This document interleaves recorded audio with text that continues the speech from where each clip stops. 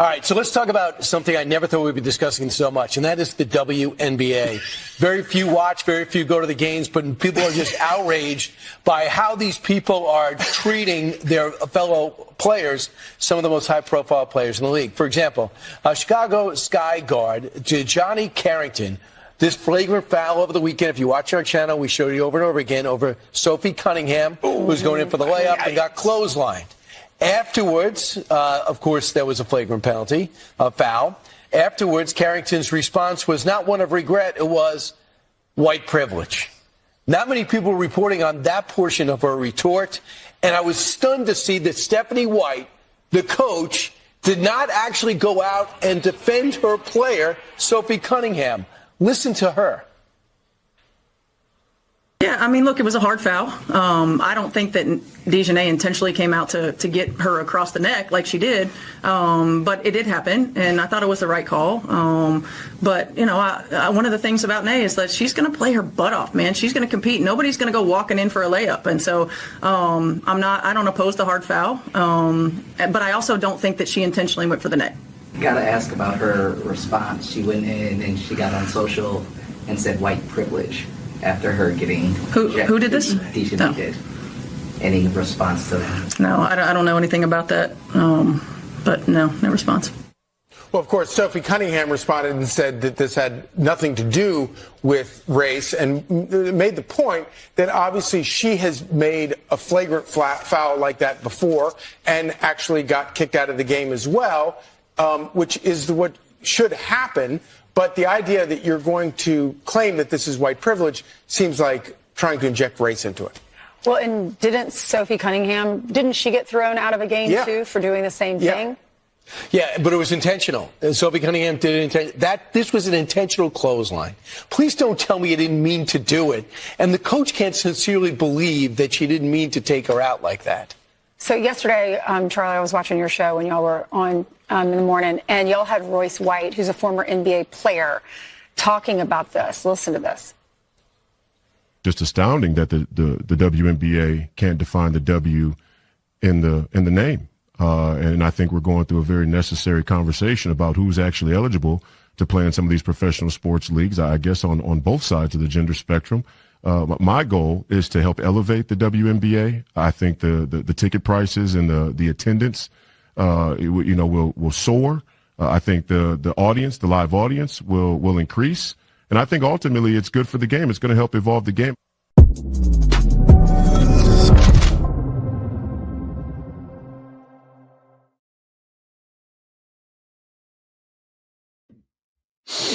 There's always something.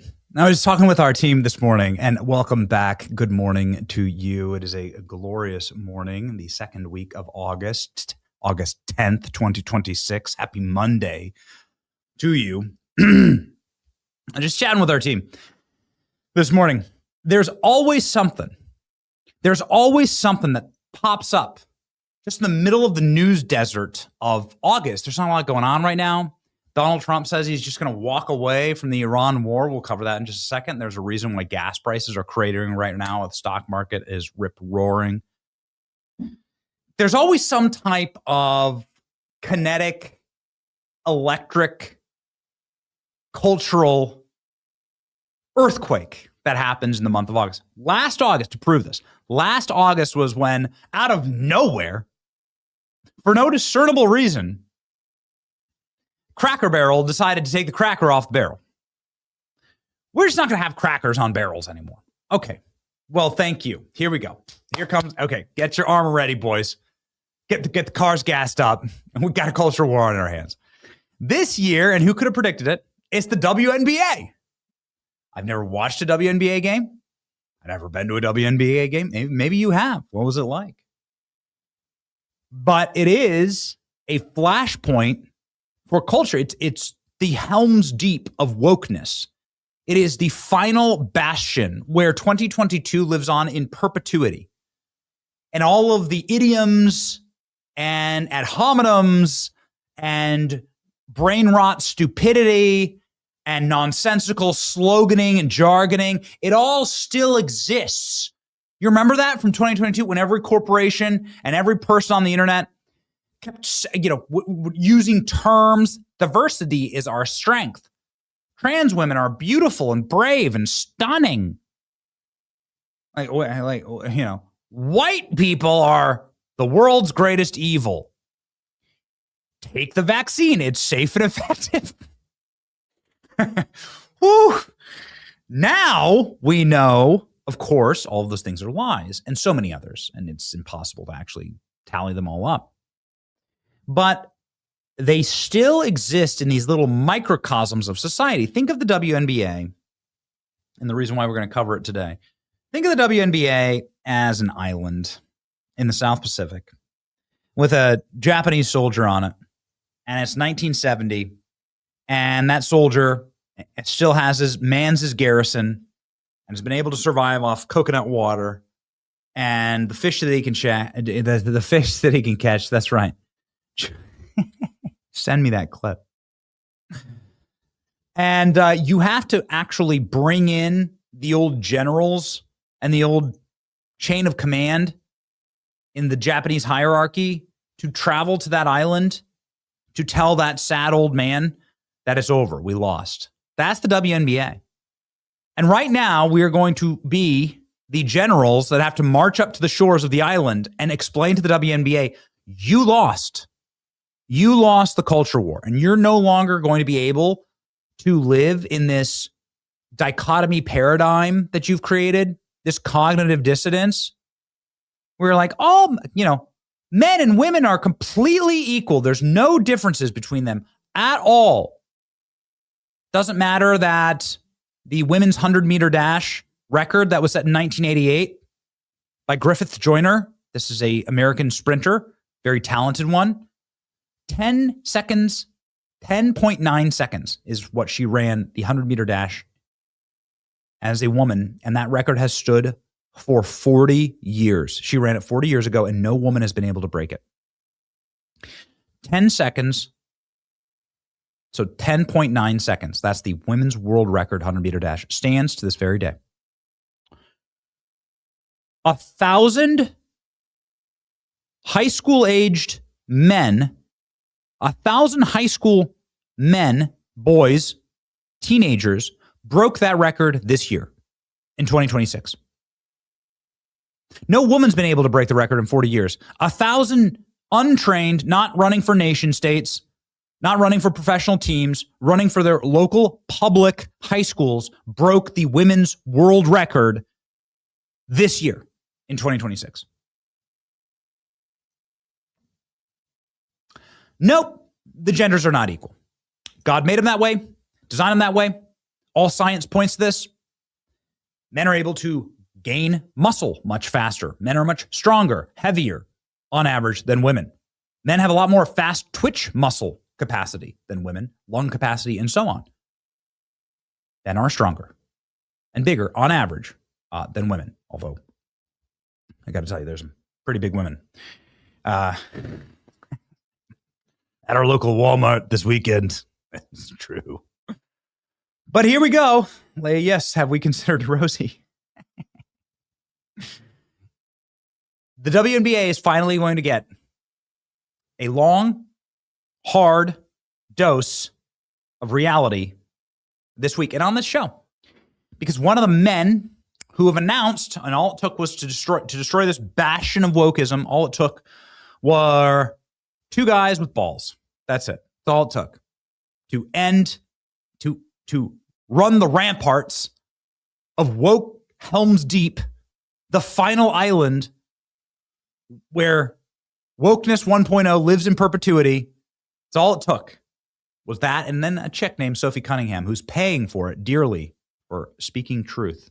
Okay, ladies and gentlemen, we're going to cover all of it today. We have a stacked show. In fact, one of the men who is standing, or should I say, one of the beautiful, strong women who are standing for this madness and wishing to play in the WNBA will be joining the show today. Royce White will be on the show today.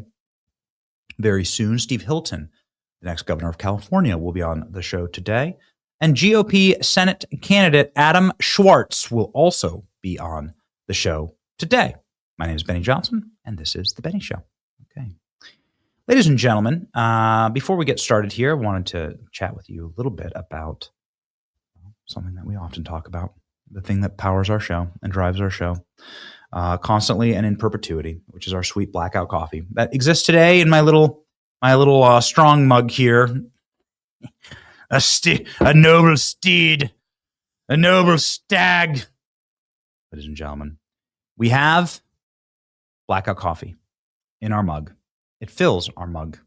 It fills our veins with sweet, delicious caffeine that powers our program and helps us fight the communist.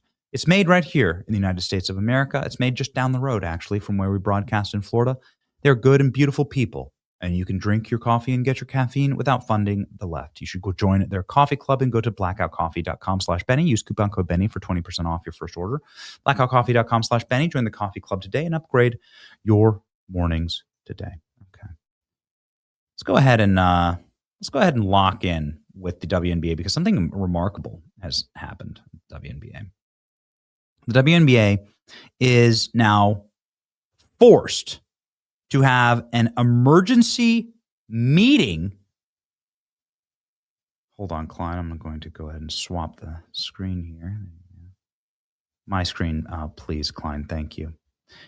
Forced to have an emergency meeting to define what a woman is. We did the research for you. Let's go ahead and explain the WNBA's rules. WNBA is 20 years old, and these are the bylaws of the WNBA. Their collective bargaining agreement with their players states definitively that only players who are women are eligible in the WNBA. Oh, okay, great. Seems like that should cover it, right? So XX chromosome, got it. Assigned female gender at birth, good. Lock it in. But not today. This was fine when they wrote this in 2004, but not today, of course. Things have radically changed. And it is the leftards of the WNBA and the woke players and coaches and administrators in the WNBA who are to blame for all of this because now they don't know what a woman is. They can't define it. So, of course, why you have situations that are occurring right now where men who are identifying as women, NBA players like Inez Kanter, who played 11 seasons in the NBA as a center, who would immediately become the heaviest and the tallest WNBA player, have announced that they're joining the WNBA. Royce White is another one. The left is completely to blame for all of this, and all we are doing is making them live by their own rules. We're forcing them to objectively live with the what is the W in the WNBA. Hopefully, in their emergency corporate meetings that are ongoing right now to define woman in their league, they don't hire Ketanji Brown Jackson to be the judge of what this is because she can't define woman. And we'll talk about exactly how absurd and fraudulent all of that. Context. So I'm not a the biologist. meaning of the word woman is so unclear and controversial that you can't give me a definition? Can you provide a definition for the word woman? Can I provide a definition? No, Yeah, I can't. you can't? Not in Okay. this context. So you I'm not a believe the biologist. meaning of the word woman is so unclear and controversial that you can't give me a So definition? Ketanji Brown Jackson should have her robes stripped from her and should have her gavel burned in a bonfire outside of the Supreme Court. And of course, let's just hope she's wearing something under her robes. Nobody wants to see that. Nobody wants to see Ketanji Brown Jackson on the Supreme Court at all because she's fraudulent. This whole operation was fraudulent and illegal. Let me explain. Joe Biden declared that he's going to nominate a black woman to the Supreme Court. He said this many times. That statement alone and the selection of Ketanji Brown Jackson, him following through on it, is a violation of federal law and a violation of what the Supreme Court has been recently ruling on when it comes to federal favorability based on race and sex, which is, of course, patently illegal. It's not true. Yeah, it's wrong one way to be like, black people can't vote or they count as 2/3 of a person. That's wrong. Okay, the federal government can't discriminate. That also means the federal government can't choose winners also. They can't choose losers, okay? Black people can't vote, or here's a poll tax. Okay, that's making a loser. You can't also make black people the winners, right? You can't make anybody the winners or the losers based on race, and Joe Biden did just that. Black women who are old enough to hold a position on the Supreme Court account for less than 1% of the population. So, I mean, to be on the Supreme Court, you'd have to be, okay, a black woman. You'd have to be old enough to serve. You wouldn't want to appoint somebody who's like 100 years old, obviously, for this. Then you'd have to have somebody who, like, at least has a JD or a law school degree, some type of professional degree. I mean, with you're talking about less than now 1% of the entire black population. We actually just pulled these professional numbers. And so you're talking about a de minimis, less than 1% of 1% of 1% of the American population. You're discriminating against 99.99% of all Americans in saying woman, that's 50% of Americans because men are 50% of America. Black, that's then 90% of America. Black people are about 10% of the population. Women, that's then 50% more black people. Women who are capable of serving on the actual court, well, that's 90% probably of black women now off the table. You are talking about the most racist, the most exclusionary, the most elite selection, elite, let's just call it biased selection for any job probably in American history is Ketanji Brown Jackson. The beneficiary of the most racism and sexism in human American history is Ketanji Brown Jackson. By definition, her selection excluded 99.99% of all Americans.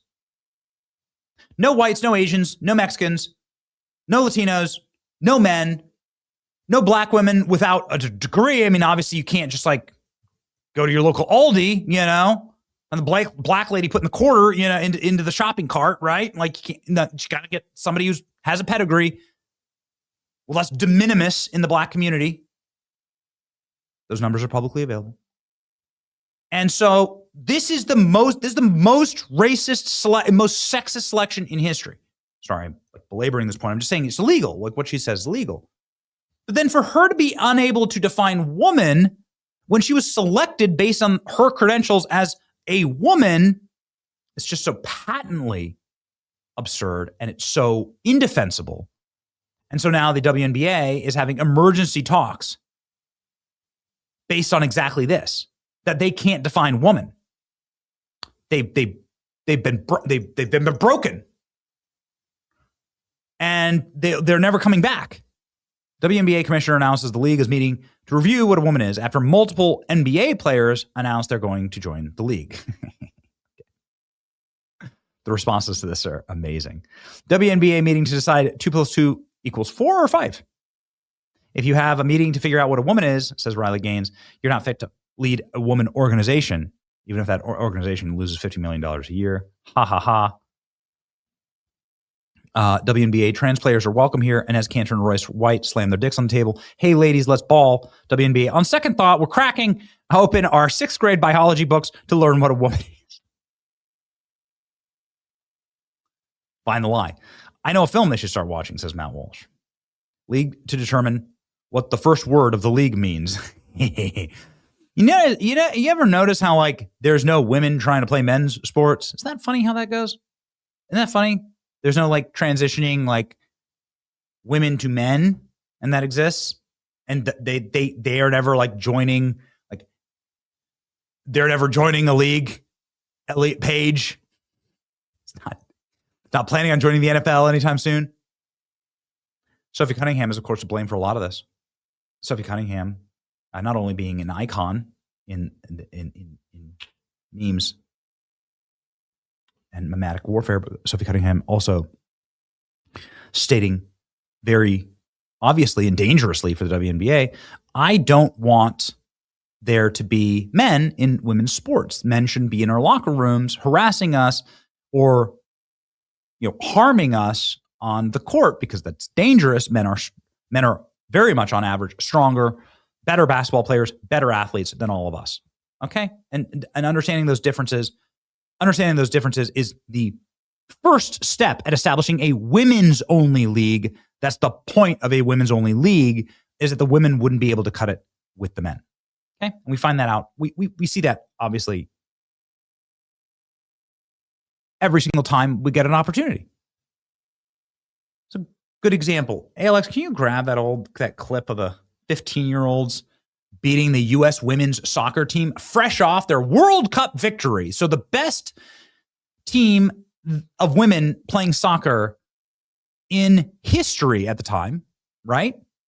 They just walking out with their gold medals around their necks, and a bunch of 15-year-old like randos from Dallas beat them 8-0. I don't know if this process started with Sophie Cunningham getting hit with a dildo last season. I'm not sure. Perhaps she said, I don't want any more of this. I don't want any more of these dicks on the court. I don't know. I'm not sure. I'm not sure. We haven't gotten an interview with her. But whatever it started something very special. And Sophie Cunningham did not do what every athlete does, which is kneel to the woke mob and cry and complain and apologize and say, I'm sorry. She said, no, I'm not going to say I'm sorry for this. I said what I said. It's common sense. It's really important to protect children from these predator men that are joining our leagues. Well, the response to this, of course, is the, battered, beaten, broken Subaru driver, bricklayers that run the WNBA, miserable women throwing bricks literally all day in their refrigerator phases here, are wearing shirts to troll Sophie Cunningham. We see Cheryl Reed wearing a shirt today in support of trans kids. Trans kids belong on the shirt. Trans kids belong. Okay, do they belong on the court? Because, you can see this is becoming like a flashpoint. Here's Riley Gaines with Sophie Cunningham. This is becoming like a thing now, right? They belong on the court? Yes, says Star, loosely defined Star, meaning I don't think anybody knows who this person is. But whatever, WNBA star Gabby Williams says, I want there to be trans people on the court. And where they can compete in. I would welcome a trans athlete on my team or against my team anytime. I don't think it's a problem in the world. It's just another way to kind of attack trans people. I want to play against biological men, she says. I welcome biological men. Well, there's already trans hoopers in France. And most people were saying, oh, okay, here's in France, you could take Julie Tetart, right? You draft Julie Tetart, averages 21 points per game. Nice. Well, then from the top rope, and as Cantor Freedom, who again played 11 seasons, and the NBA said, no, I'm joining the WNBA. 50 million views, 36,000 reposts, 250,000 likes. Myself a WNBA prospect. If simply declaring who you are is all that's required, then I meet every single which it is. We looked at the WNBA's laws here. It does not, the WNBA does not define a woman based on biological sex assigned at birth, chromosomes, hormone levels, puberty status, surgery, self-identification. They don't. So they just say women can play. Well, based on the left's definition, and as Cantor says he's a woman, Royce White says he's a woman, well, then they can play in the WNBA. Necessary to compete in the WNBA. My team and I have carefully examined the WNBA's eligibility criteria and governing framework surrounding self-identification and inclusion. Based on the current guidelines, I can and am officially declaring my eligibility for the upcoming WNBA draft. This is why they're in crisis. Royce White and Inez Cantor immediately become the heaviest, and that's saying a lot if you follow the WNBA, but the heaviest players in the WNBA, the tallest players in the WNBA. NBA players are here also clowning on the WNBA, saying that they would dominate as 8th graders. It's funny how they don't get any smoke for that. Royce White declaring for the WNBA as well. All you have to do is make them live by their own rules, by their own standards, and they're destroyed. And so welcoming Royce White to the show right now. We're ready to go, right? Yeah, okay, fantastic. On his day 3 of girlhood, it's a journey. It's a journey for Royce White, who's, again, gone viral, talking about, as I started a few days ago, I'm declaring for the draft, I identify sometimes as identifying as a transgender woman. My wig is in the mail. Royce White going viral here. 8 million views, 22,000 reposts, 231,000 likes. I haven't been publicly trans for 72 hours, and I'm already getting so much hate. All I want to do is hoot with my girls in my feminine era. Why can't y'all be happy for me? Ladies and gentlemen, please welcome to the show, stunning and brave, Roycette White. Let's go.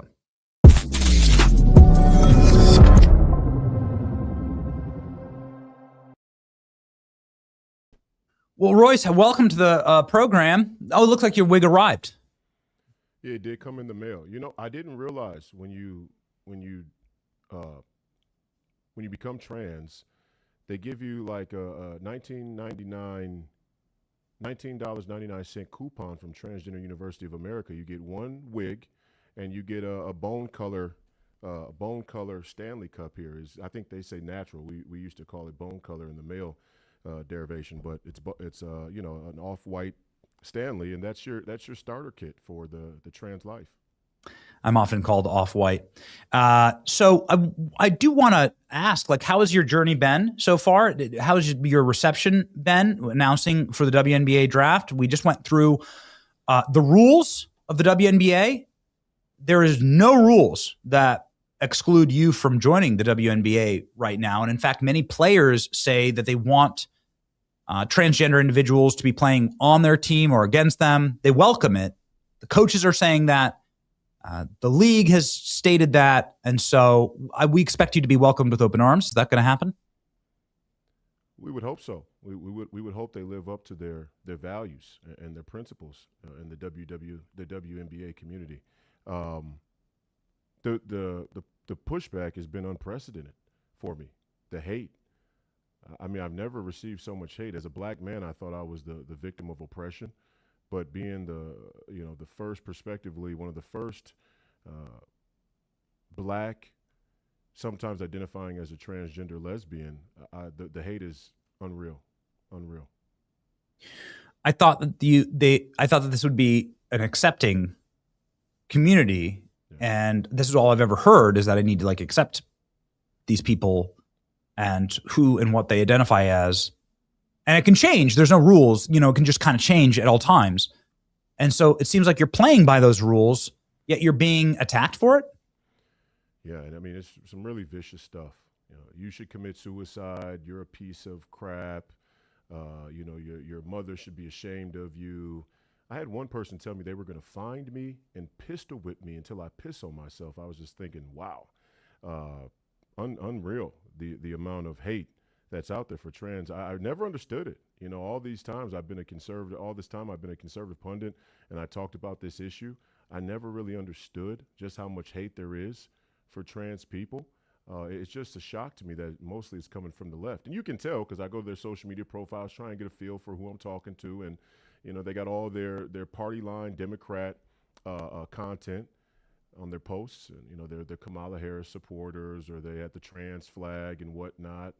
And, it's been a real shock. It's been very eye-opening. I'm very empathetic now for what all my fellow trans Americans and trans people all over the world must deal with on a daily basis.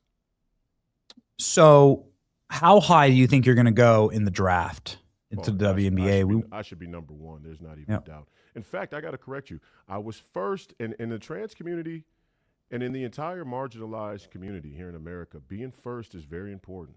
I was actually first to say that I was going to go pursue a WNBA career last week. I think Enos may be the first to officially declare for the draft, but maybe I gave him the idea. Mm-hmm. So what do you plan on doing in the WNBA? Are you you going to break records? How do you think you're going to be welcomed? Do you think that do you think some of these women are going to gang up on you? We've been seeing this with Sophie Cunningham. What would happen then? Well, I think it'd take a lot of them to gang up on me, but and I'd love to play for the Fever. Now, my obvious first choice is here for the Minnesota Lynx, who I grew up watching play, and I think the coach and I see eye to eye on this issue. Obviously the Lynx is the first choice, but the Fever, I mean, who can deny Caitlin Clark and what she's done for the game? I think I'd be able to elevate the game to another level still. I think I could take the game and really put people in the stands, put people in the seats, increase the TV audience, and hopefully that would increase the dollars. More women, more trans women would get more money and more exposure. I think it's a win-win for the WNBA, honestly. I don't see why they would be against it. And I would be the number one pick for sure. Enes Kanter's a good player. And hopefully, I mean, I would really love to play on the same team with Enes, because you want to play with the best players. That gives you the best chance to win. But I actually do think I'm a little bit more versatile than Enes. So do you believe that you could potentially field an entire team of transgender players in the WNBA based on their own rules? I don't see anything that would preclude this. Well, they have a board of governors that make decisions, but I was thinking about an expansion team even, because the WNBA has the chance to grow Caitlin Clark. Has shown that. Now, I know they just had a collective bargaining agreement, so it's probably a stretch, but special circumstances call for special measures.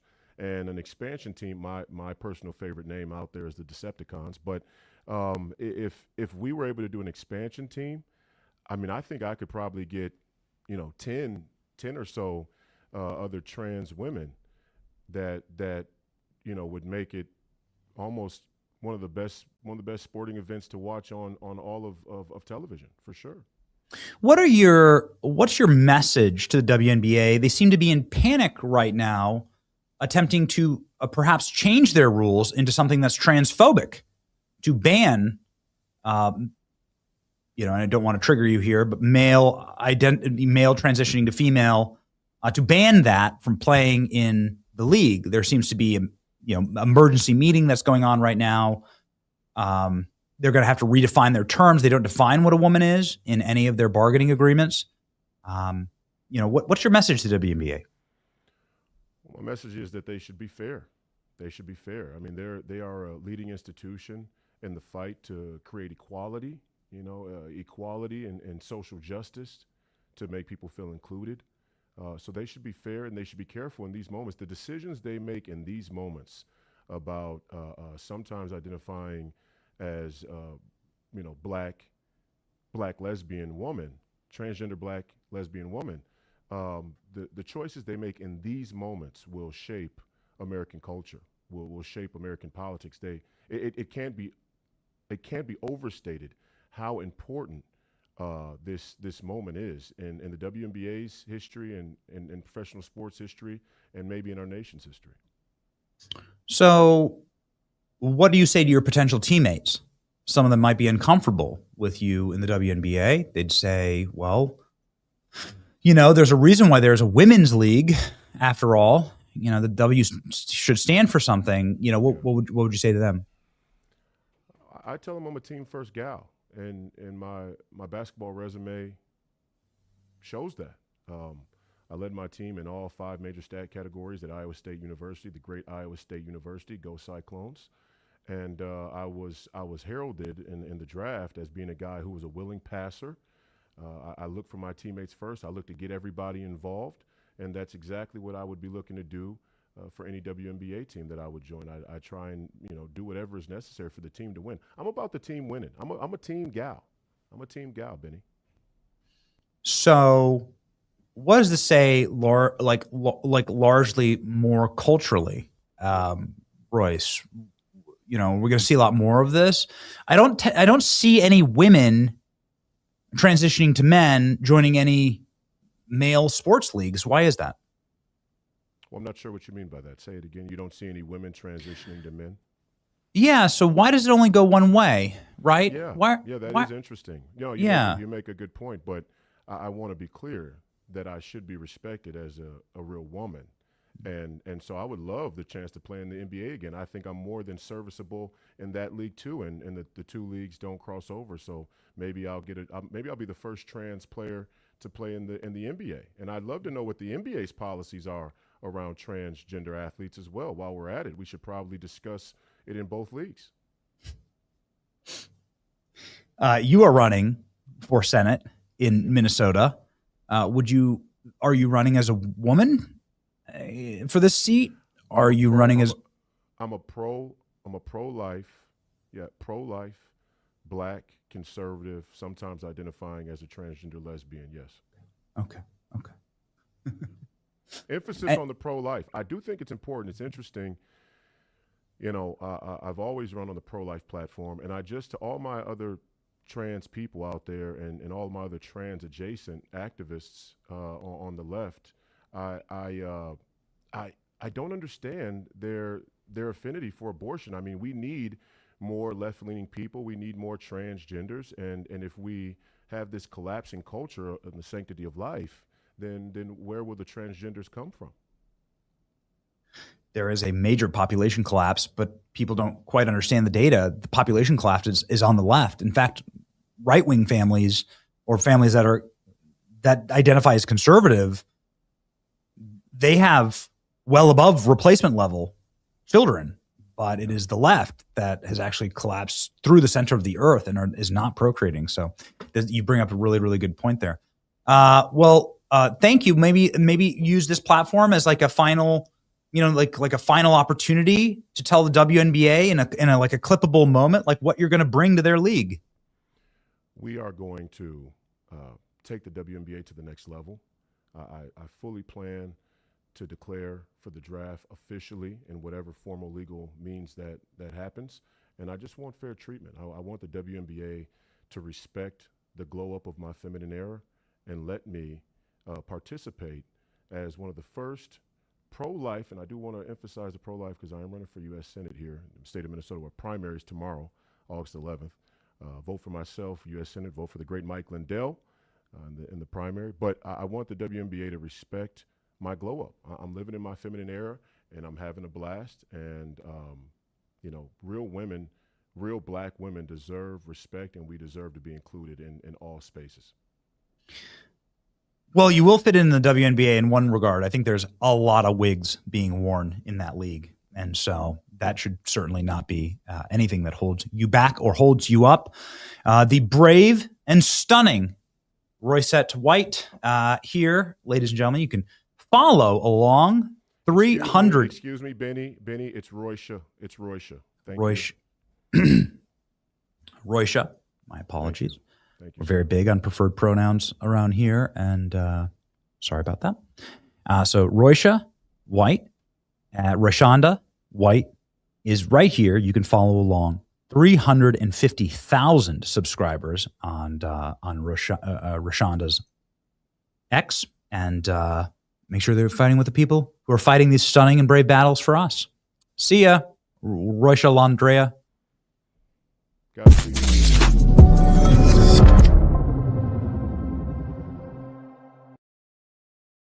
How dare you, Klein? How dare you silence that beautiful? How dare you silence that? It's, silence is violence, Klein. How dare you silence that beautiful woman? How dare you? Okay, here we go. What a blast, man! There's only one place to go. Like from there, there's only one place you can go, and that's to Steve Hilton, who's locked and ready to go from the great state of California. Steve has been dropping absolute bangers, and his new ads have been incredible. We've been covering it. So much happening in the state of California. Let's lock in with the great Steve Hilton. Let's go.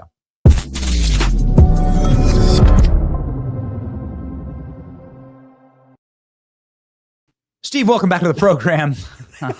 So Benny, I know you never know what's going to happen. And I was wondering if you'd be wearing a wig, actually. I need to. I mean, obviously.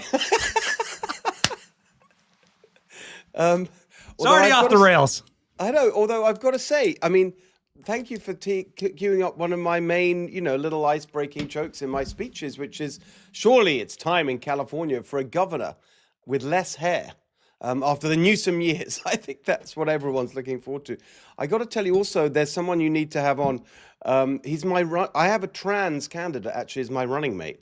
One thing that I've done as an innovation in this race is put together a ticket to run, which we don't normally do here in California. I have a fantastic running mate for Lieutenant Governor, Gloria Romero, and have a trans candidate, as he always says, running for state controller, which is going to be a crucial role in fighting the fraud, because the state controller can stop payments of money to any organization where the payments are improper. There's a guy called Herb Morgan running with me, and as he always says, he is the trans candidate because he will bring radical transparency to the finances of California and make sure there is absolute integrity over every transaction. So I'm just now teeing up Herb's line. He always presents himself as the trans candidate for state controller.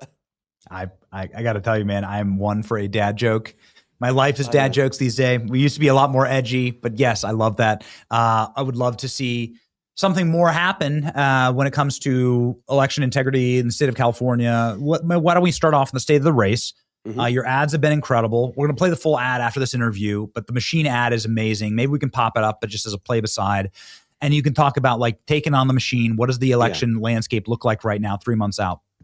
So we just launched our campaign for the general election a couple of weeks ago.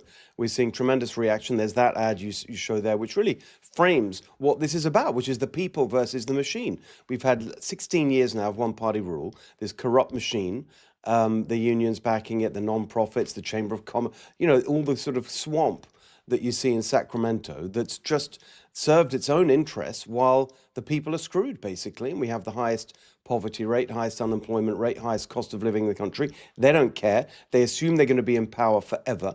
My opponent, Javier Becerra, is just the puppet of the machine. He's not out there. He's not campaigning. We've been pushing him incredibly hard on something that should be so completely disqualifying, apart from all the policy disagreements that we have, and he'll just be more of the same insanity that have given us these terrible results. As Biden's HHS secretary, this guy, Javier Becerra, was responsible for unaccompanied migrant children coming across the border.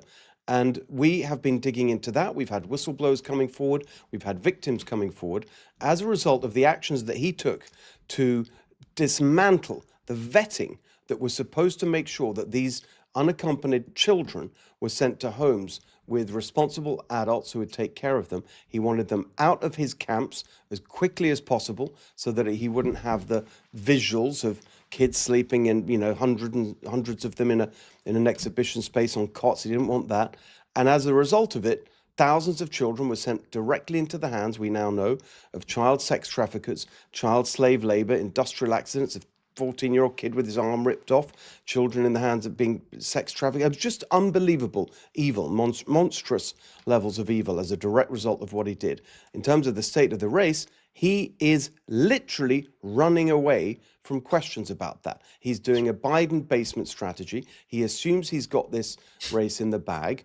Last week, he showed up for the first time in at least a month at a public event, a press conference for something else in Sacramento. He started, finally, the media are pressing him on this migrant child abuse story, and he ran to his car, ran away from reporters who were asking him about this story. He's refused to confirm that he'll attend any of the debates. And there are now 8 debates that media organizations have invited us to on specific dates and places. I've accepted every single one without caveats. He's accepted 0. This the arrogance of these career politicians, of this machine. They think they can just, they'll just, I compared it to the next guy up in a Soviet Politburo. He'll just be sort of stuck on top, doesn't have to campaign. We're going to push him harder than this machine has ever been pushed. And I think we can win, because the last thing I'll say, 60% of Californians want change. And that's our majority for victory. And I think we can pull this off. It's going to be an uphill battle, but I think we can do it. How will you prevent election theft? Well, the thing that we always say is the phrase "made famous" by the president, "too big to rig." That's the actual answer.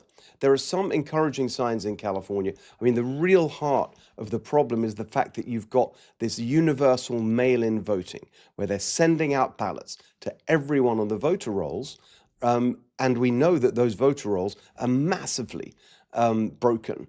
Even the Democrat Secretary of State a couple of years ago estimated that there were 9 million wrong names. 9 million. That's about the same as the number who voted in the primary just now. Wrong names, people who've died or moved out of state or whatever. So you've got millions of ballots floating around, and then you've got these non-profits funded by the taxpayer that do the ballot harvesting. That's where you've got the problem. Now, the good news is that in the last few years, as a result of lawsuits from the Trump administration, from Harmeet Dillon and others in the Department of Justice, millions of those names have been removed. The county registrars have cleaned up the voter rolls, not completely, but a large improvement has happened. So that's the good news. But in the end, before we are in power, we can't really do anything and to change the system, much as I disagree with all of this. And so there's no substitute. We are going to build our own ballot harvesting operation. We are going to beat them at their own game. That's the only way. Yes. Okay, so it looks like the game might have beaten Gavin Newsom. I have this post up from Spencer Pratt, and I want to know if you have any insights into this. We've obviously been covering how Gavin's been collapsing in the polls for the likelihood of a 2028 run. And now we have a lot of people in California saying that most people hate him. If you want to know who the dark horse is for president, don't look at Newsom. They loathe him, meaning the Democrat kingmakers. They're looking to new stars.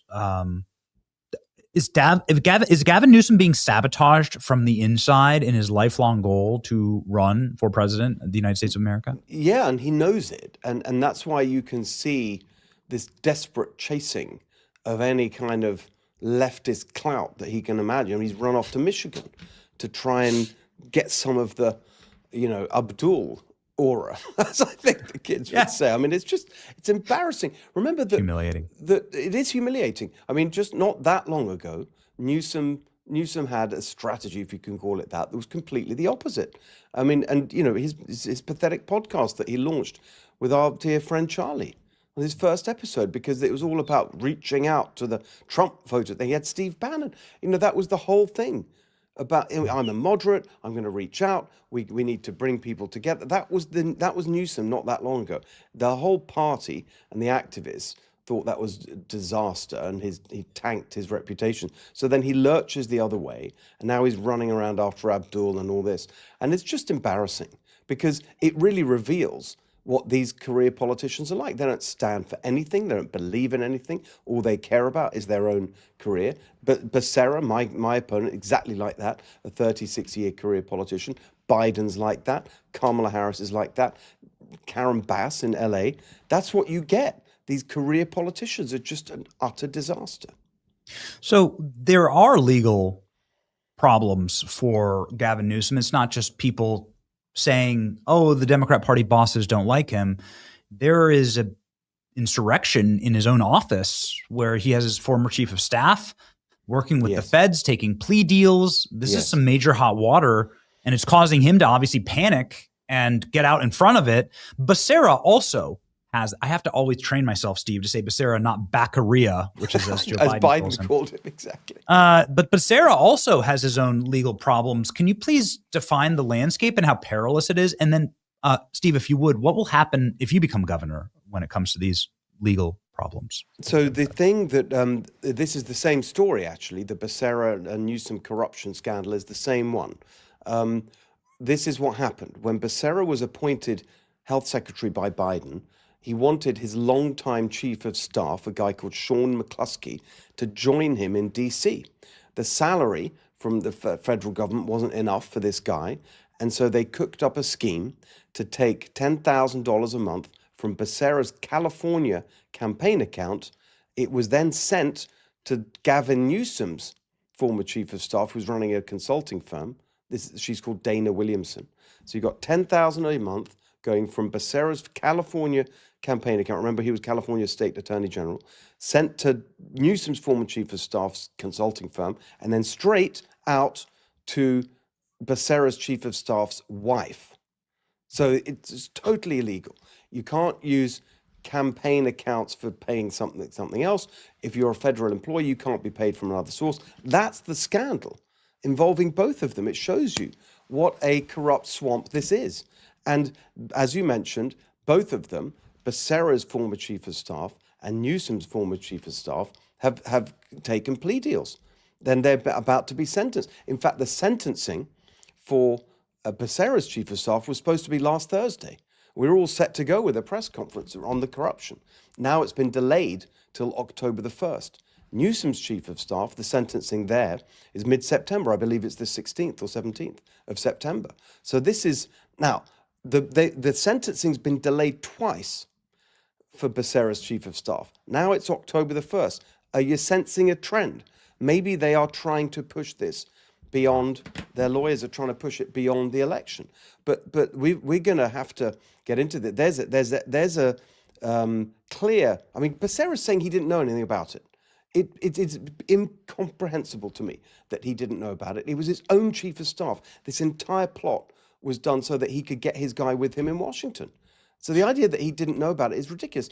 I wouldn't be surprised if it was his idea, if it was Becerra's idea. As Katie Porter, my opponent in one of the Democrats running the primary, pointed out, Becerra could still be indicted. He could still be indicted. I mean, we'll see what the Justice Department, what the evidence is, what they've said in their plea deals. So we're looking up right here. It looks like you can't run for office in California if you're a felon. You know, you'd have to wait 20 years after your felony conviction. This is California law right here. So you're saying that Becerra or Gavin Newsom might actually be ineligible for office. Well, if they're convicted, convicted of the felony. I don't know what the timeline is going to be. I mean, Becerra, as I say, is saying he didn't know that this all happened without his knowledge. But given the entire thing was designed so that he could bring his chief of staff to Washington, that is just impossible for me to believe. I think he's lying. I think it's obvious that he knew. And as I say, I wouldn't be surprised if it was his idea. Final point on this, in the witness statements, there's a line in there where you've got the two chiefs of staff, Becerra's and Newsom's, talking on the phone. There was a wiretap involved. Newsom's chief of staff is saying that she's worried and she's frightened and all of this. And Becerra's chief of staff is saying, don't worry, I spoke to, square brackets, public official number one, and it's all going to be okay. Goodness. Now, that to me looks like it's Becerra. We don't know. But that's in the witness statement. So we're not going to let go of this. I mean, on top of all of this, right, the migrant child abuse scandal, the corruption scandal for Becerra, the fact that he's confirmed he's not going to change any policy, so we're going to have more of the same.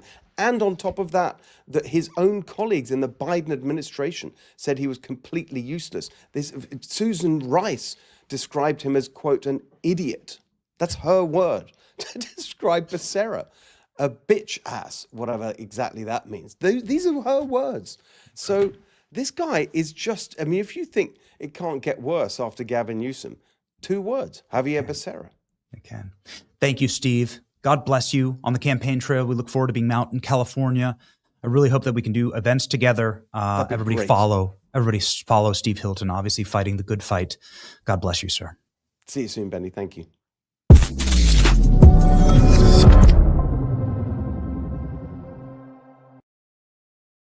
We promised you we'd play you Steve's ad, and here it is, the brand new The Machine. As long as the machine rules California, nothing will ever change. The homelessness problem continues to worsen in California. Gas prices in the state have reached a record high. Another local favorite has closed down in Santa Monica. Things have just gotten so expensive. I don't know if we can continue living here. We just want someone, anyone, to hear us. Okay, we've got to figure out this governor thing. I'd do it forever, but it's my turn to be president. Bring in the machine. The Democratic nominee is Javier Becerra. Huh? The Biden guy who lost all those kids? Can't be right. Run it again. Becerra. Becerra, welcome. The machine picked you. The machine? Thing we created to make sure nothing ever changes. As long as you submit to the machine, you don't have to do anything. Nothing? I can do that.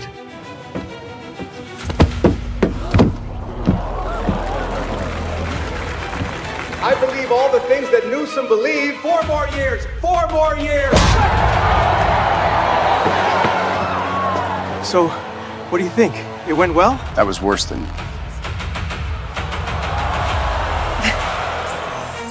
Who else is tired of the highest taxes in the country? The highest gas prices in the country?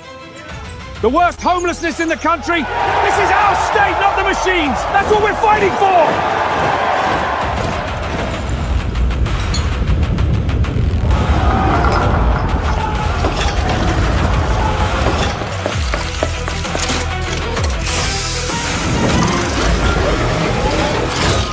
Your taxes are going up. Do not resist.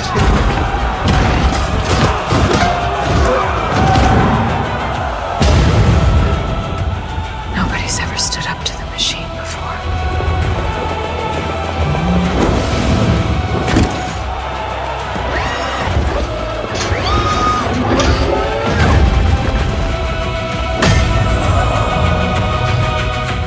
It's time to take California back! Can we get Swalwell back? Run it again. Okay. I think these things are, I mean, this is like art. How long is the other one? Oh, it's so good. He's produced 2 with Spencer Pratt's, a guy named Charles Curran. He's produced 2 new ads. Steve Hilton has, and it's just changing the game. Call me a nerd or whatever. Yo, yeah, this is just 90 seconds. Okay. Why don't we load this one out? Load this one up very quickly here, Klein. One of our partners for today, Earn House. You can leave it up. I mean, I don't know. It seems like if you're talking about making sure that people can have a living and can provide for their own families, which is what this ad is about. Earn House, ladies and gentlemen. There's always expenses. Of course, school season is right around the corner. Fall activities, holiday travel, Christmas gifts. And before you know it, the budget is stretched very, very thin. We talk a lot about inflation and a lot about the cost of living, gas, grocery prices. There's time to get ahead, though. With Earn House, you can turn your spare time into extra cash and income opportunity that actually fits your lifestyle. Simply complete a paid survey from companies that want to hear your opinion and get rewarded for your time. Best of all, it's completely free, and to sign up, you can do whenever works for you. Morning, afternoon, while you're relaxing at home, you're in control. You see the time of your dollar rewarded up front. It's real money, no points, tokens, or pretend bucks. So you can qualify and complete a survey and earn some extra cash and redeem it through popular payment apps, direct deposit, or 100 plus digital gift cards. Why wait? Start earning with Earn House in your house right now. Get started today. Sign up at earnhouse.com/Benny. That's EARNHAUS, house, like the way the Germans spell it, .com/Benny. Okay. This is, I mean, I guess I'm not supposed to do this, but let's just do the weave. This is what the guy's asking for. Can I just like make a living for myself? Can I just make a living? Here we go. Another work of art from Steve Hilton here. No, please don't do this. You don't have to do this. Please, I just want to be able to afford a tank of gas so I can drive to work and feed my family. He just wants some gas. You can have all the gas you want, but first you must defeat the California machine. Please, I have young kids. All I'm asking for is a reasonable cost of living, nothing else. The machine doesn't give a damn about you and your family.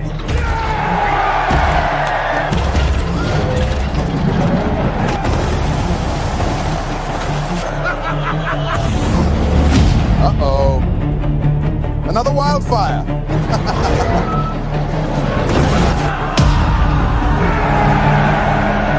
Please don't do this to me. I'm a nurse. Me and my husband just want to buy a home together. A home? In this economy? Everyone can own a home, but only once they get past the machine.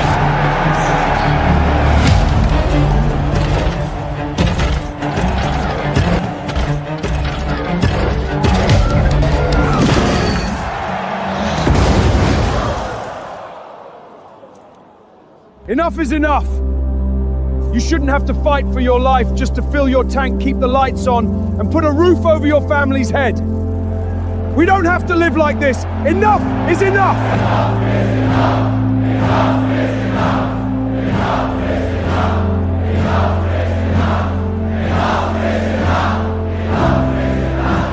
It's art. It's art. Just call me a sucker for this kind of stuff. But it's art. It's beautiful. And it's changing the way that we communicate in politics. And I think that's really neat. And it's changing the way that we vision cast. I think that's really cool. There's a reason why libs are trying to ban this, of course. As soon as they see a threat, they immediately move to ban it or to shoot it or to run it offline or to delete its platform or to demonetize and destroy it. So, like, use that as the judge of how effective these ads are. It's beautiful. Will it win in California? I'm not exactly sure. I don't know. I look forward to being out there, though. We're going to be out there in October, I think. I didn't want to talk exact dates with Steve Hilton, but we're going to be out there in October for a CPAC event. And so it would be awesome to do some campaigning. Anyway, ladies and gentlemen, there is some real issues in the state of California with the safety and security of your family. If you live out there, you have some real troubles. If you live anywhere, though, you have real troubles because death comes for us all. Life insurance is critically important. Ethos is an incredible company that makes getting life insurance family friendly, and that's what it should be. I have 1 million children. I bang on about them constantly because they are the driving ethos of my life, and I want to make sure that they are protected. Ethos makes getting life insurance fast and easy, 100% online. You can get a quote in seconds, apply in minutes, and get same-day coverage. There's no medical examination. Answer a few questions. Answer them honestly. You can get up to $3 million in coverage for as low as $30 a month. And you'll get your lowest rate from the network trusted carriers. Ethos has a 4.8 out of 5 stars on Trustpilot. And so go today. Take a 10-minute. Takes 10 minutes to get covered. Get a free quote from ethos.com/Benny. That's ethos.com/Benny. And make sure that you are protected, even if you're in the Coliseum of California. Hope those people have life insurance. Okay, great. Fantastic. We were talking about some breaking news here. Looks like Inez Cantor has just officially declared and signed the rules. We did get it. I got a text from Inez. We asked for him to be on the show today as well. He'll be joining us later this week. But we have a brand new. This is only 30 seconds. Okay, so let's go ahead and play it. Since this is the topic of the show, let's do it. It's official. I just declared for the 2027 WNBA draft in April. Join me in this journey. Dennis Cantor Freedom decided he's going to throw his hat into the WNBA. The WNBA does not ban men who identify as women right now from playing in the league. He would dominate the WNBA without batting an eyelash. The number one prospect in the history of the WNBA.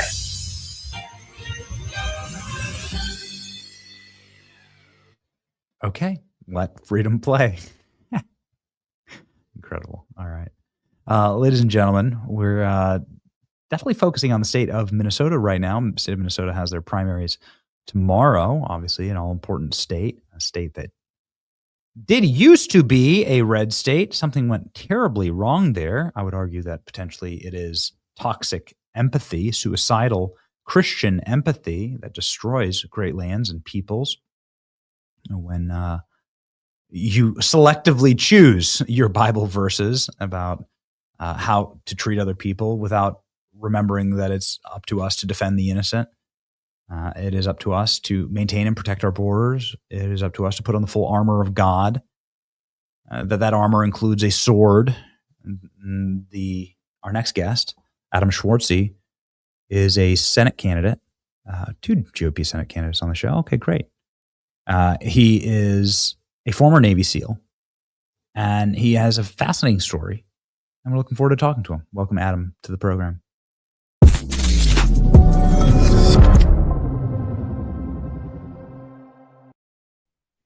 Hey, Adam, what's up, man? How you doing? Hey, good morning. Thanks for having me on this program. Hey, okay. So you have I was looking at your resume here. It looks like you've had a very personal experience with voter fraud, and it's something that we've been covering with California. Steve Hilton was just on, and the state of Minnesota. Obviously, there's a lot of it, and this is something that you've experienced. Maybe you can start with that. Like, what's going on?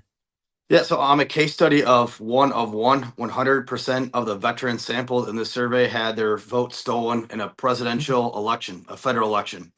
In 2012, I was in between doing 10 years as an infantry Marine, coming home to my home school, home state, University of Minnesota, getting commissioned to the Navy, and where I started SEAL training in 2012.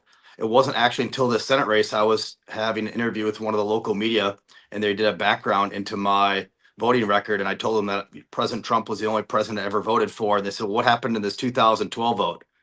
And they said, "Who'd you vote for?" And I said, "Well, whoever the Republican was." And then it was like an hour later, I'm like, "Oh my gosh, I remember I commissioned in 2012 into the Navy, graduated from the University of Minnesota, took orders to Navy SEAL training, and I was on top of a mountain 2,000 miles away.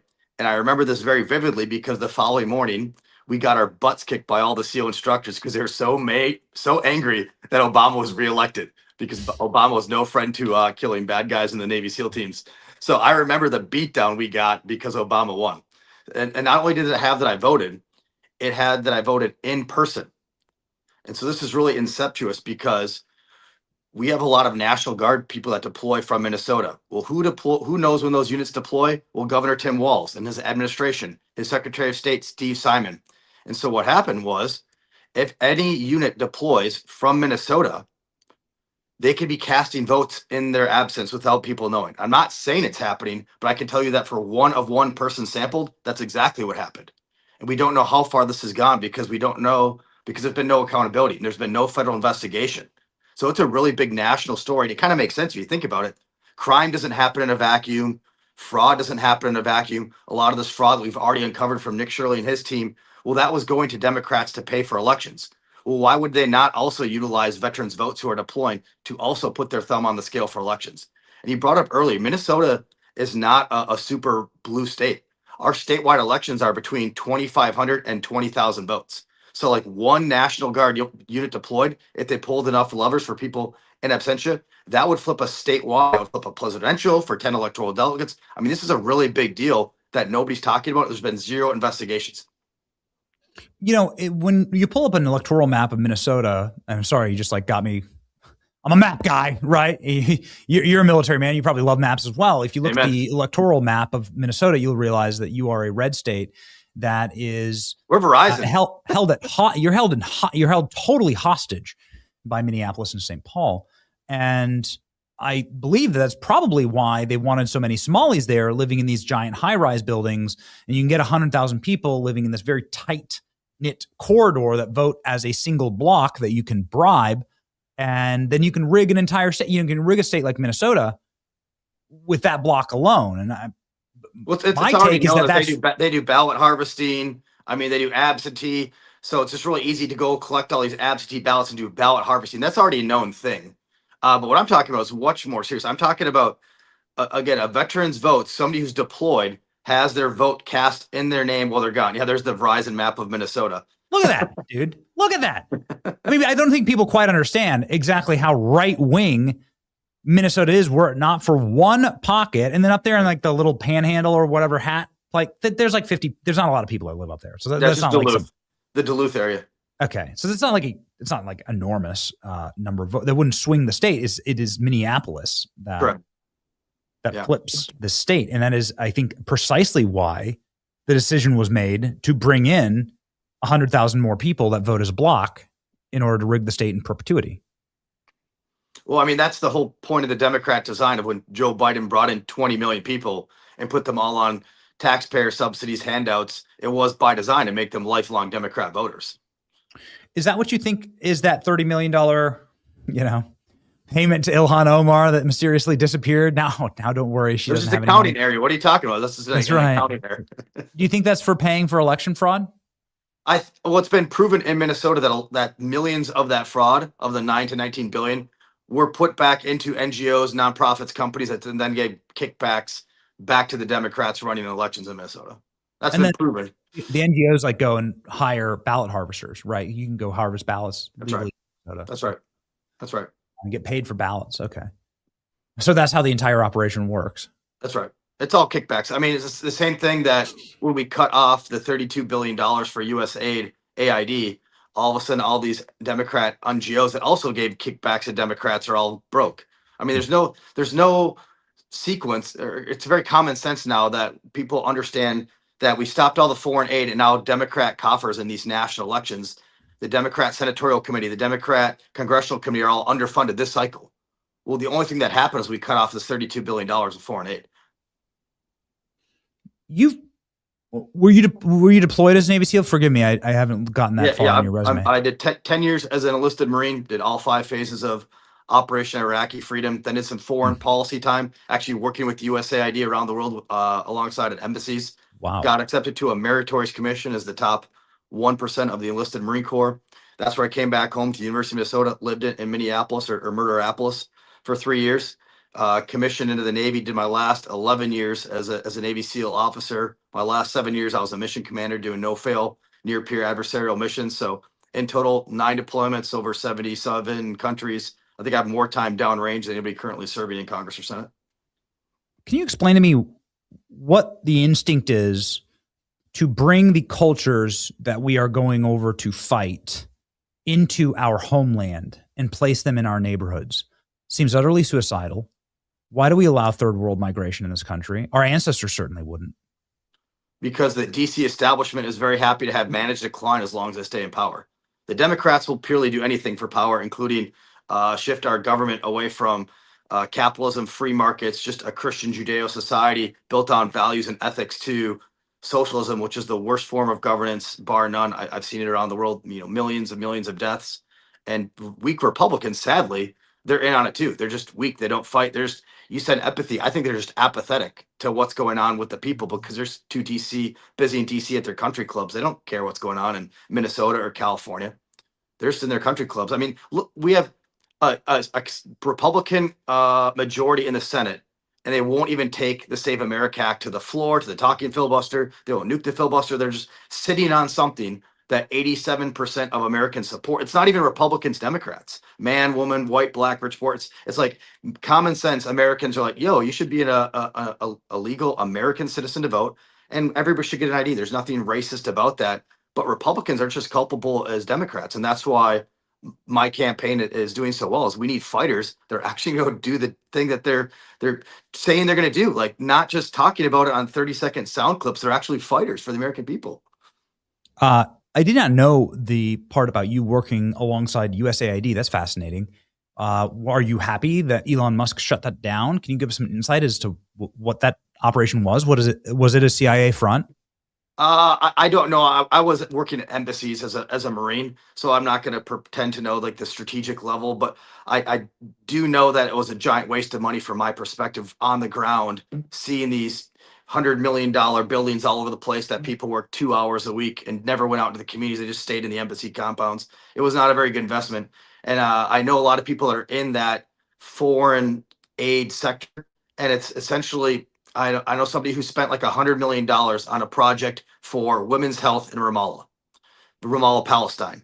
And at the end of the day, they got like one mammogram machine there. That was it. Because the rest of the money, they just figure out how quickly these companies can spend that money legally. So how much can you bill that tax dollar to spend it down to nothing, just so the Democrats can say, hey, we did $100 million for women's health in Palestine.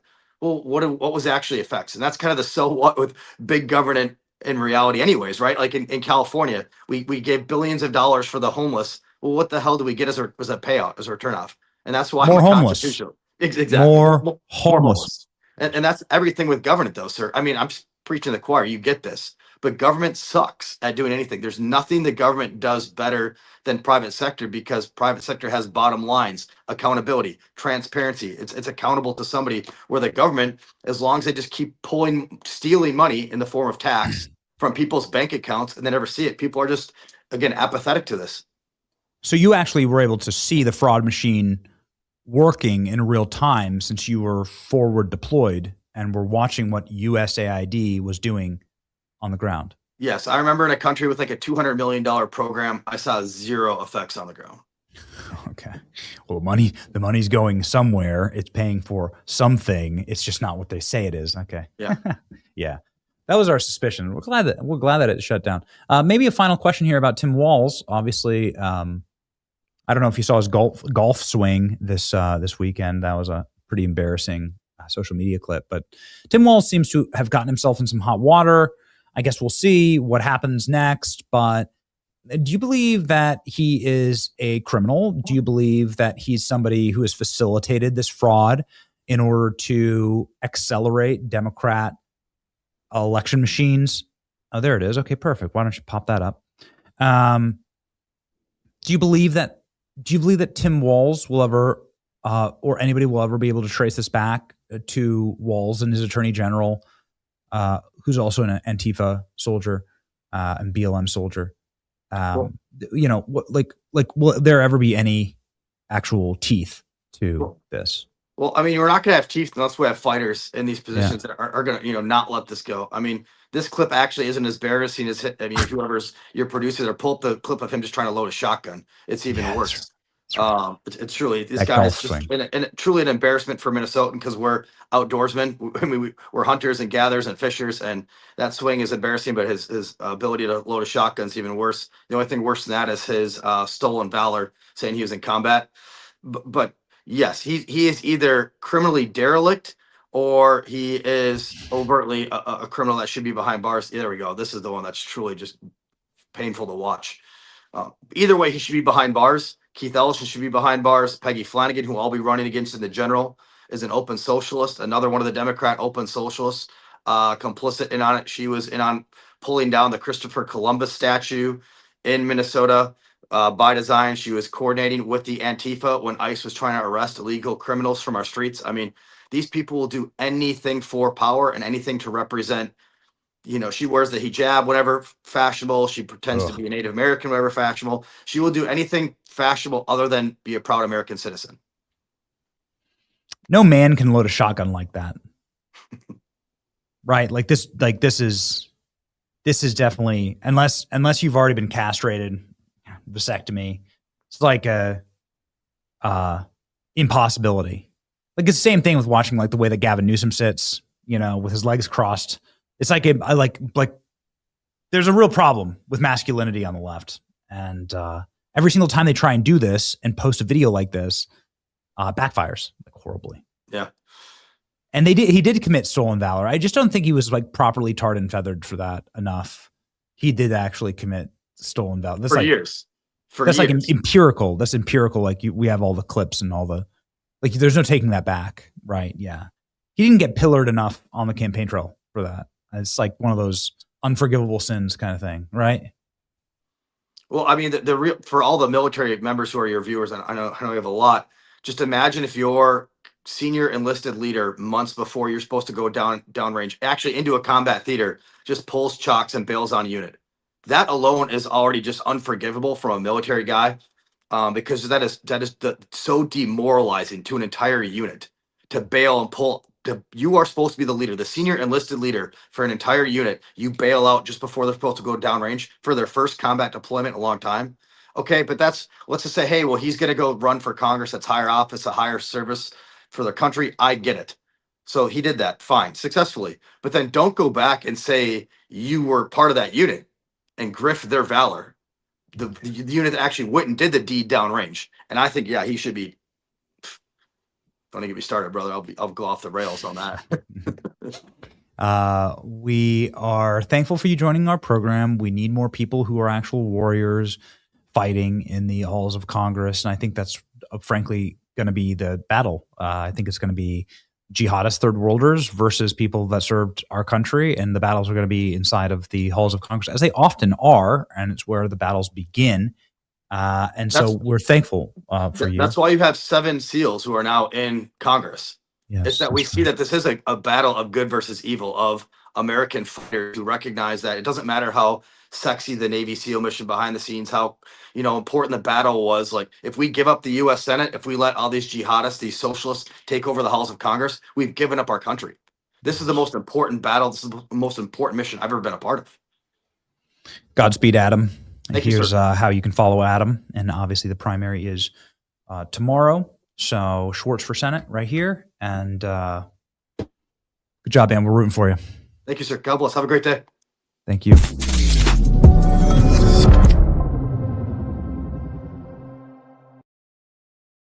Ladies and gentlemen, 10 years ago, a dozen eggs cost about $1. Gas was $2 cheaper, and groceries were approximately 80% cheaper. Things have gotten way more expensive. It's time for you to consider investing in something that will not be eaten alive by inflationary forces, and that would be Advantage Gold. Advantage Gold is how you can ensure that your future is one that is grounded in reality, and the reality of gold is that, well, it's just never gone to zero. It goes up and down like everything else, but it's outperformed the S&P over the last 20 years, not by a little, but by a lot. So, ladies and gentlemen, buying gold is something that nation states are doing, it's something that billionaires are doing, and it's something that you should be doing. Text Benny to 85545. That's Benny to 85545 today. Get your free gold investment kit and learn a simple IRS-approved way to get your 401k or an IRA into physical gold tax-free. Text Benny to 85545 to get your free gold investment kit today. All right, ladies and gentlemen. Wild show, fun show. I already see it getting clipped. It's exciting.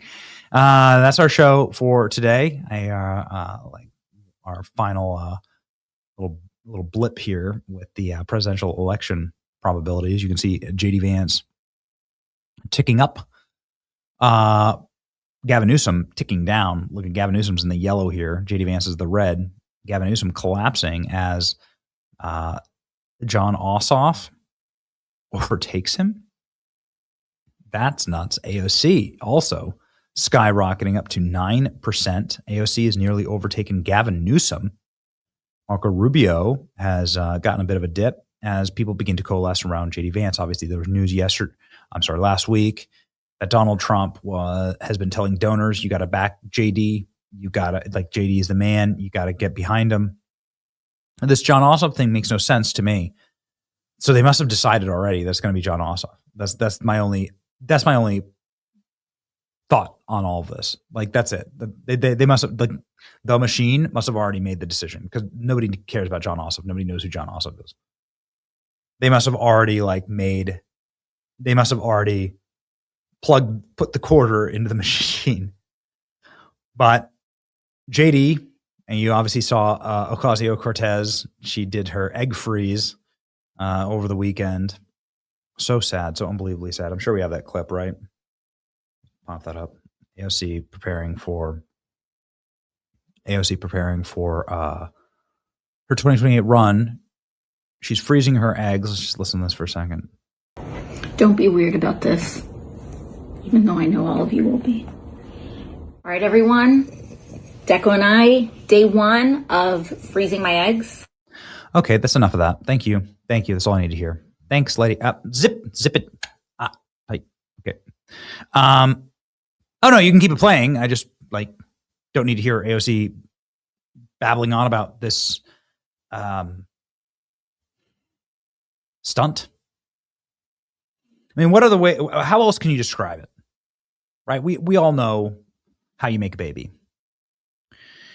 AOC's been with the same guy. I like to call it, please give me a photo of him.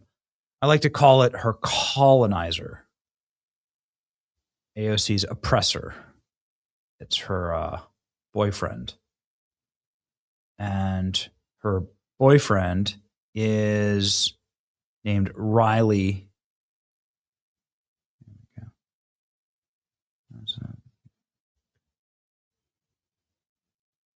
No. There you go. Yep. She's been with him for 20 years. They've been engaged for 4 years. What's going on here? Why can't you just have a baby?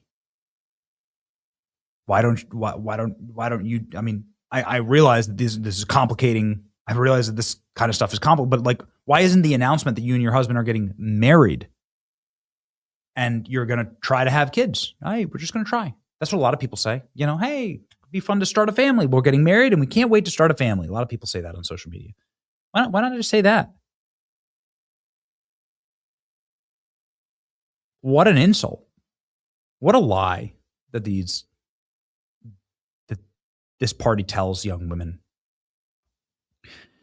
And it is an oh man, oh, yikes. Okay.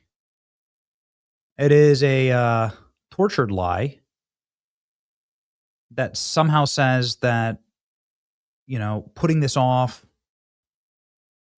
is going to give you all this opportunity and you'll be able to be your real self and you'll be able to cash in and you'll be so much richer and happier. And don't worry, you can just unfreeze your eggs sometime down the line.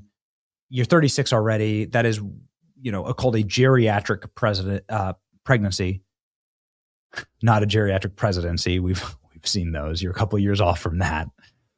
But why not just do that? Why go through this whole like virtue signaling, like I'm going to lift up my shirt and do the shot and put it all on social media? Where's your husband, by the way, when you're doing that? Isn't he part of the conversation? Is this actually all about you? Is this all about your career? You're actually trading being a mother for what? A chance to run for president? It's a bad trade. I know this because I live it. And I know it because I actually almost made the wrong trade, right? Like my wife and I weren't sure if we wanted kids. We weren't exactly sure. And God gave us children. And now we just can't stop having kids. Pray for more. And nothing in life will be able to measure against having a legacy and a true purpose. And that's what children provide for you. If you're a young person watching this right now, know this.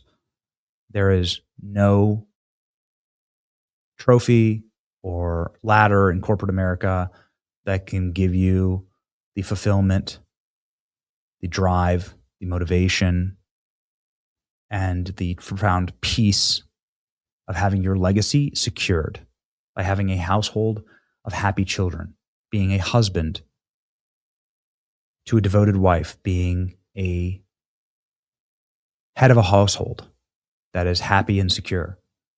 That is truly God's promise. Nothing that this earthly world can give you will even remotely compare to that. And it's why there's plenty of rich people that are just old and miserable. Some of the saddest people you'll ever meet are these old dudes who still show up at clubs in Miami. They're pathetic. These guys, they got their yachts, but their families have been shattered and broken. And they are a husk of their former selves, and they're trying to relive a glory day that never actually even happened. And so don't be that. In fact, there was already this, and we'll just do the weave here. Some like old guy was like crying on national TV because Trump deported his sugar mama back to Venezuela. He's dating an illegal. He was a Trump voter. And Trump's like, you're out. And, we put that story up and everybody in the comments roasting this guy. Like, he's like sad, pathetic simp. He's like crying and sobbing. You can just get the clip and play it as a play beside if you can. Like crying and sobbing because, he's rich. I don't know much about this guy, but presumably he maybe he had a family and he screwed all that up. And he gets himself some 45-year-old, and that's 30 years younger than him. Mamacita from Venezuela. She overstays her visa, and Trump deports her. And everyone unanimously in the comment section is like, you simp. Can you just give me some audio on this for just a second? Didn't tell us why and rustled her off into a car. The why is illegal. What went through your mind? Well, I was just in total disbelief. According to her immigration lawyer, Suarez Reyes came to the U.S. legally. What mass deportations look like. They're not going after the hard guys. That's too difficult. It's easier to pick them up at the airport. You know, it's like shooting fish in a barrel. Suarez Reyes was arrested as part of a recent crackdown by ICE at airports across the country. ICE is here. Help us. Back in Texas, Gannon says he deeply misses his fiancée, who remains in ICE custody, facing deportation. Jasmine's good as gold. Love Jasmine. That's it. Okay, bro. All right. Yeah. Never go full retard. Never go full retard. Never go full retard. Yeah. Too bad, pal. Oh, got what I voted for again.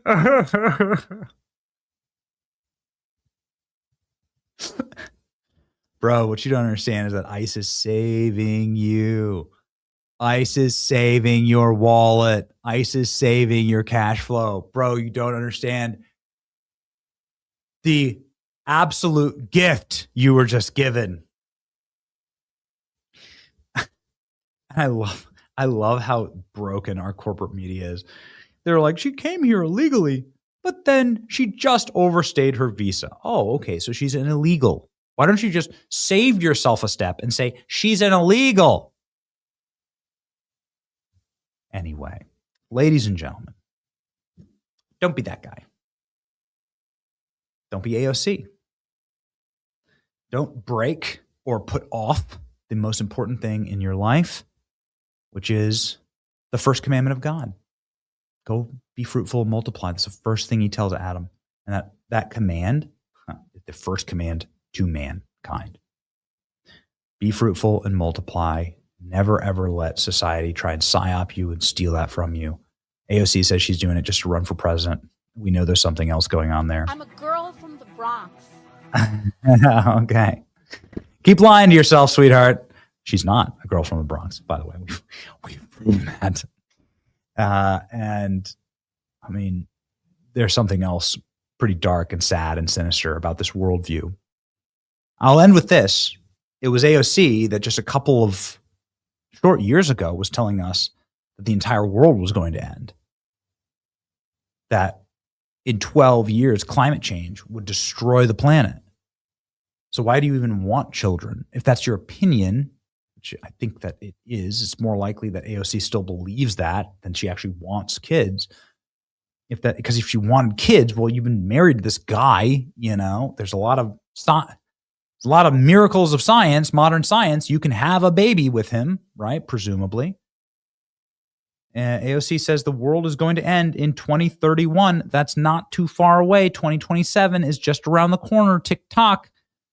The world is going to end in 2031. Well, your presumed babies, you know, hypothetical babies would be like 2 years old then. If you got started like right now. So like, why would you ever want to bring kids into the world? I think that ultimately is the difference here.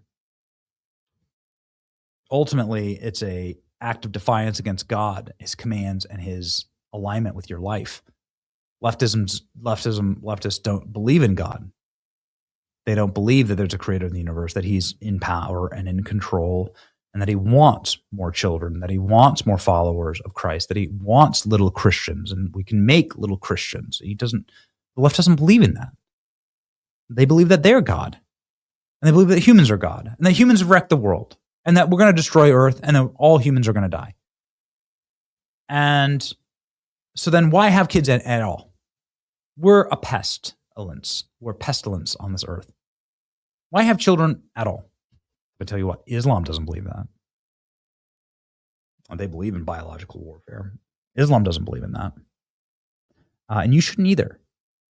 It's a poisoned ideology, a poisoned chalice. It's depressing. And it's exactly how you get this like sad AOC video. It's like so incredibly sad.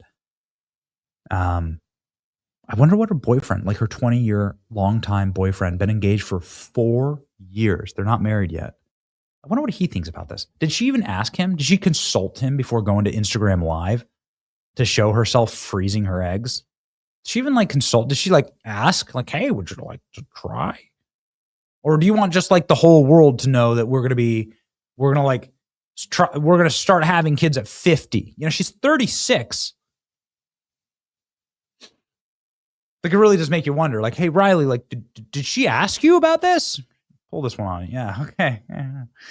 Phenotype, physiognomy, undefeated. Little rant there. Back to our regular programming. Our verse of the day. Let's go.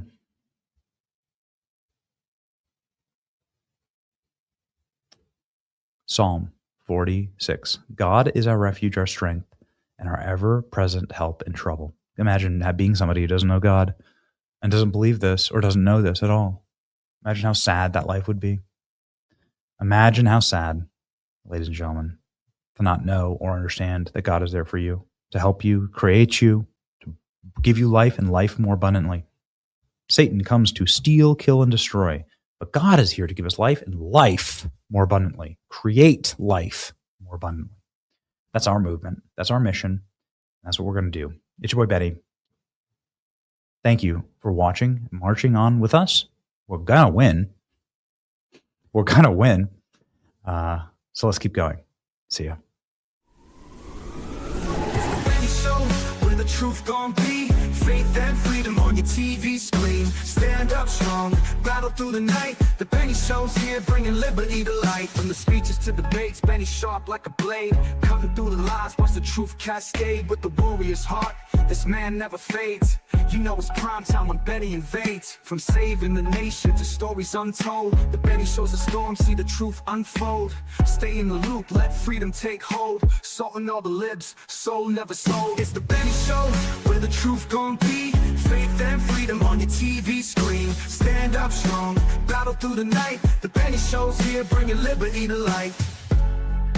Liberty to light. Bringing liberty to light. Liberty to light. Bringing liberty to life. From the speeches to debates, Benny sharp like a blade, cutting through the lies, watch the truth cascade. With the warrior's heart, this man never fades. You know it's prime time when Benny invades. From saving the nation to stories untold, the Benny Show's a storm, see the truth unfold. Stay in the loop, let freedom take hold. Salting all the libs, soul never sold. It's the Benny Show, where the truth gon' be. Faith and freedom on your TV screen. Stand up strong, battle through the night. The Benny Show's here, bringing liberty to light. Bringing liberty to light. Bringing liberty to light. Bringing liberty to light. Bringing liberty to light.